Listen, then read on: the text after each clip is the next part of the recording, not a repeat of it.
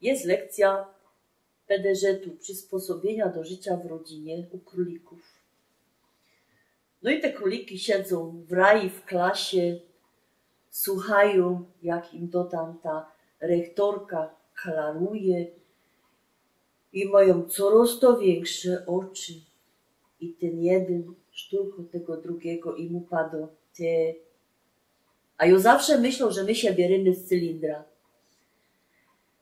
Jakbyście się poszli dziś nawet i karli przez Hajduki, przez Świętochłowice, przez Chorzów, przez Siemianowice czy Ruda Śląsko i wleźli na plac, to tam będziecie widzieli rząd takich zielonych albo brunatnych drzwiczek pozawieranych na kłódki, albo i nie. I co to tam kiedyś ich było? No to są chlewiki.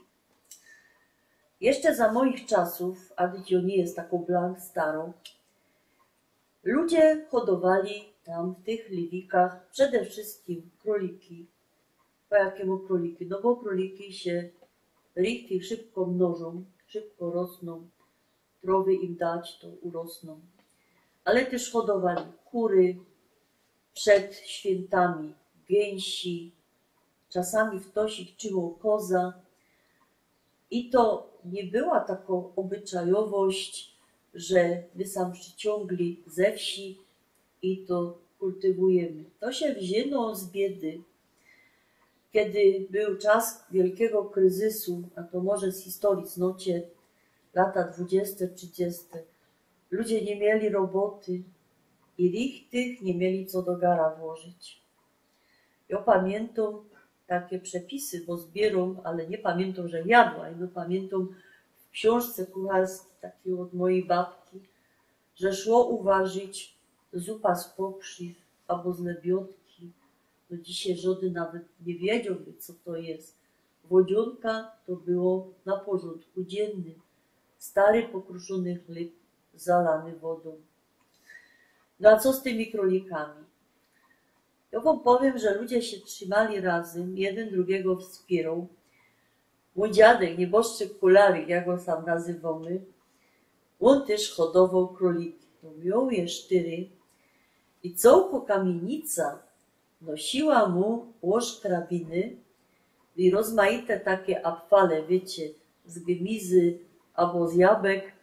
I każda sąsiadka, co przyszła ku niemu z tymi łożkrabinami, to padała, ale pamiętajcie, Kulawiku, jową tych łożkrabin tyle naniesła, że mnie się należy ta tylno kitka. On to brał, dziękował i zawsze buczał, że ten królik to on by musiał być stonoga. No potem jak tego jednego królika zabili, co by w końcu coś ich zjeść, no to się ku temu zawsze 10 osób przypytało. No nie wiem, jak to tą kitką dzielił. Mama miło sprawiała jedna okropną rzecz, ale nie będę mu sam godać, bo by się mi jeszcze jakie towarzystwo przyjaźni zwierząt odezwało. Ale ja wam powiem tak, mama to mi padała, że ona w czasie wojny to i szczura kiedyś jadła i to wcale nie są dowcipy. Także zaś jak się idzie po świętach albo po Nowym Roku, ludziska wcześniej nakupili tego pożywienia, nakupili chleba, napiekli rozmaitych ciast, a potem dziwimy się, a to je wszystko wsypie. I on się tak myśla, ludzie, zaś trzeba taki wielki biedy, co byście te łożkrabiny szporowali i te skórki zbierali. Dajcie się pozór, bo to taka kara może przyjść.